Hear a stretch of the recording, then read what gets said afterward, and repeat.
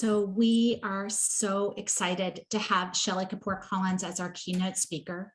Shelly is a mentor, a thought leader, an icon to female leaders around the world. And I know that many of us have attended her amazing Shatter Summit events that amplify the voices of female leaders. I'd like to welcome Stephanie Lingle-Beasley back to the stage to please introduce Shelly. Thank you so much, Susan. It is my great honor to introduce all of you to Shelly Kapoor Collins. Shelly is a venture partner at Sway Ventures. She is the founder of the Shatter Fund, and she is one boundary-breaking woman. She's a VC working at the intersection of technology, innovation, and policy, focusing on investing on early-stage, female-led and founded technology startups, mostly focused on e-commerce, but also health tech, fintech, and more. After founding and running her own companies, Shelly made the leap from entrepreneur to VC and founded the Shatter Fund to have a more significant impact on the emerging market of female entrepreneurs and enable female founders to become 100% of the innovation economy. Shelly was appointed to the National Women's Business Council by the Obama administration and served as vice chair of the Women in Public Service project started by then Secretary Hillary Clinton while at the State Department. She also served as national co-chair for technology for Barack Obama's 2012 campaign and worked alongside now Vice President Kamala Harris as tech advisor. Earlier this year, Shelly joined Sway Ventures to continue her work backing game-changing female and diverse CEOs. It's just an honor to welcome Shelly. I want to just go into a couple of questions, Shelly, but I'll do that right after you give your wonderful keynote. Thank you for being here. Thank you, Stephanie. Thank you, Susan. Thank you, everyone, for having me. I really appreciate that very grand introduction, and will try my best to live up to it, guys. Hello, everyone. It's a pleasure to be here with you. Really quickly, you should know that I am in a hotel room. I am in Laguna Beach, and I am catching a flight right after this, but it was so important for me to be able to speak to you all and do this keynote. So therefore, here I am. So thanks for having me. Really quickly, Stephanie talked a bit about my background, but I founded the Shatter Fund in 2017 to invest in tech companies founded by female entrepreneurs. The numbers are clear. When there is a female investor involved in the investment decision-making process, a female entrepreneur is 2.5 times more likely to get the capital that she needs. Yet the numbers are trending in the wrong way. And then after I founded the Shatter Fund, I invested in companies like Glam Squad, Maternal Medical, and I'll talk about that a little bit. I went on to Sway Ventures as a partner to, again, invest in early stage technology companies founded by diverse founders, so widening that lens a little bit, where women get 2% of venture capital, and that number has again been trending the wrong way. Women of color especially get 0.2% of that capital, so there's a whole systemic issue there. So widened my focus, and on top of that, very much focused on health tech, especially the consumerization of health data, which is very interesting to me. So with that background, I'd love to tell you a little bit more about what's important to me and why I'm here.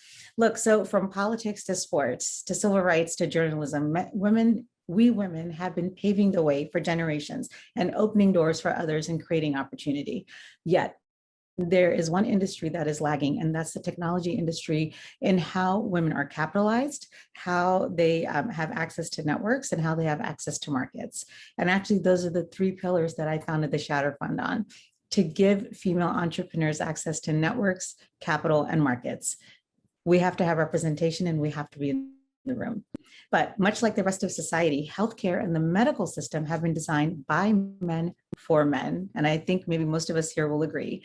I wish I could show you the visual that I'm about to tell you about, but there's one picture that I wish I could unsee and I can't. It's from 2013, and there's a bunch of male senators basically around a round table in some beautiful Senate office, crafting women's health policy. I couldn't believe it. And that picture has stayed with me, and it really, really pushed me. And this was 2013. It really pushed me actually to go forward and go from angel investing into starting my fund to do exactly that, to give women the tools they need, namely capital, to have a hand in that decision-making for policy, for tools that are created, because who knows our bodies better than us? But taking a step back from innovation, let's get to the root of the problem. It's clear that we do not make investing in women's health we have not made it more mainstream, and we need to. It's too niche right now. Yes, femtech is a women's health issue. However, women's health is not just a women's issue. Our communities are involved. Our communities rely on us. Empowering women, giving them the ability to be healthy, to address their healthcare needs, to have policy that supports them, to have the tools like we just saw a few minutes ago that addressed our mental health, to have that aspect is so critical for us to then be caretakers, to be daughters, sisters, mothers, so that our communities can thrive. And in fact, what I'll tell you is that if women are 100% participants in the innovation economy, and Stephanie, like you were saying, if we are even as remotely as part of the workforce as men, our GDPs can rise by 25% by the year 2025. So just think about that for a second, but it really comes back down to our health. For us to take care of others, we need to be able to be taken care of. However, none of this works without the health innovations and the tools that you all are creating. And I'm so excited to learn more. Specifically for women's health, a few years ago, as most of you may know here, there was only $100 million in total investments that were put towards this niche market. And again, why we need to go more broad. In 2021, for the first time, we surpassed $1 billion in women's health funding and towards women's health innovation. But we need to make it acceptable, right? It's not enough just to talk about capital. We need to make it acceptable to talk about health ailments that are specific to us. For example, menopause, postpartum depression, fertility struggles, restoring pelvic health, vaginal health. These are all things that are shoved under the table, but we need to make them more mainstream and make it okay, simplify and demystify. I'll give you an example. I, through the Shatter Fund, invested in a company called Maternal. What does Maternal Medical do? It restores pelvic health through a vaginal trainer, essentially, that is cleared through the FDA, is available D2C. And now they're also working on a second tool that's in clinical trials right now. By the way, there are not enough women in clinical trials right now to be able to help new moms, first-time moms, have a shorter delivery period and to have less pelvic injuries. That's pretty neat. And if you think about it, who thinks about these things? Women entrepreneurs, moms who understand the issue, women who are solving solutions for us, but they need the capital to do that. And which brings me to the next point of, I cannot understate the importance of women investors being in the position of making those investment decisions, because otherwise, like I started off, a woman entrepreneur is less likely to get the capital that she needs. I've lived that personally. When I started Shatter Fund, my LPs were Franklin Templeton, the partners at Silver Lake, and they all came together to support me and said, Jenny Johnson of Franklin Templeton, Karen King of Silver Lake came together and support me and said, we believe in you, you need to go do this. And that got me up and running. So I would say that with that, health innovation is critical. The tools are so important for us to be able to innovate and address the gaps that are specific to us. But just as important are entrepreneurs like yourselves that are out there innovating. And I thank you so much for that. And that are coming up with these solutions. And then people like me who want to enable you, who want to capitalize, who want to see these products come to market. Thank you for having me.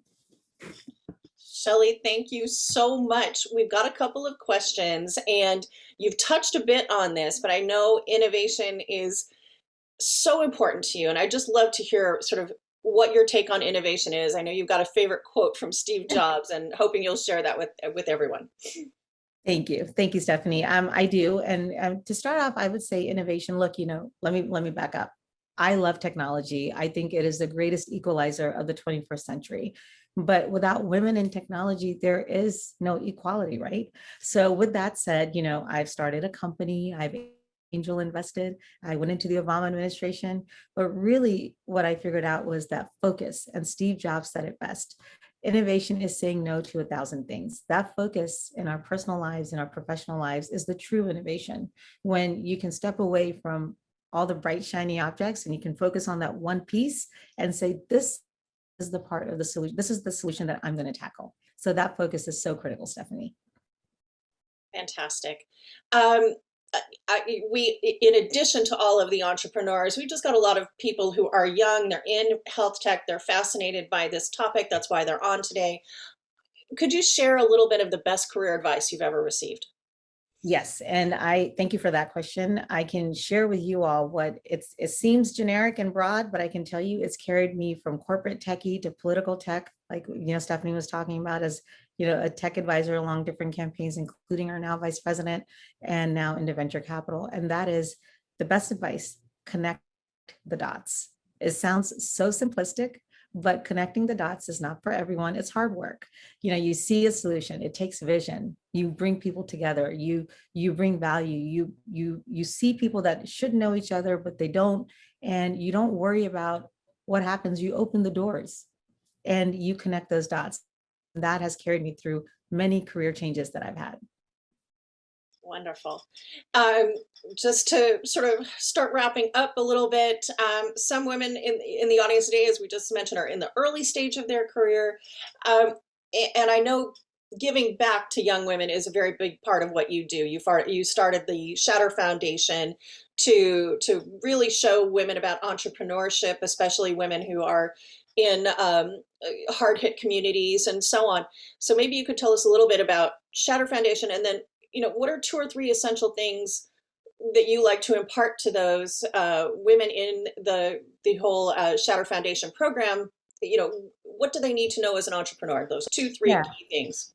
Yeah, so that's really great. That's an awesome question, and I hope my advice will resonate. And again, it's advice, but I can share my experience. So look, I didn't start my first company until my mid-30s.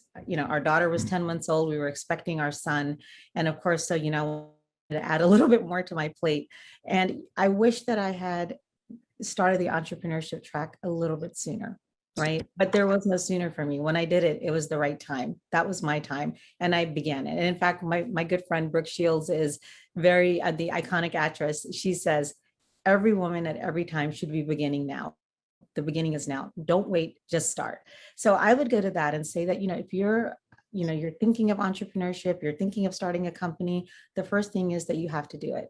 Make it real. Even if you just buy the URL, right? You name your company, buy it, make something tangible so that now you're on that path.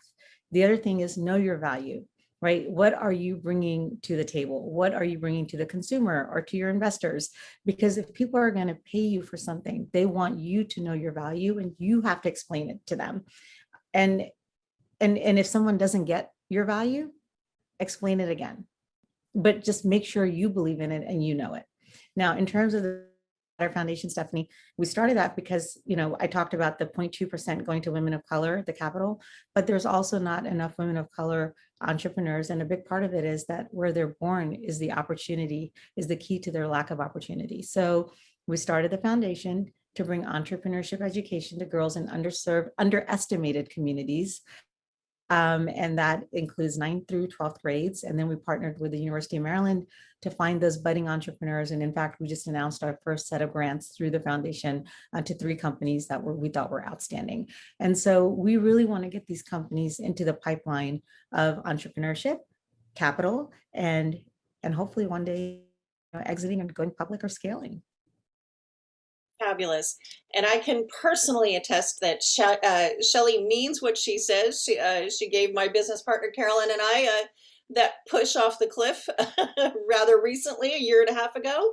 And we were so incredibly thankful. But I think that just do it. We both had ideas to do it, but she said, just do it tomorrow. I'll get on your advisory board. Let's make it happen. And that was the push you needed. And I think more of us need a Shelly Kapoor Collins in our lives to get us off the bench and get out there and play in the real world.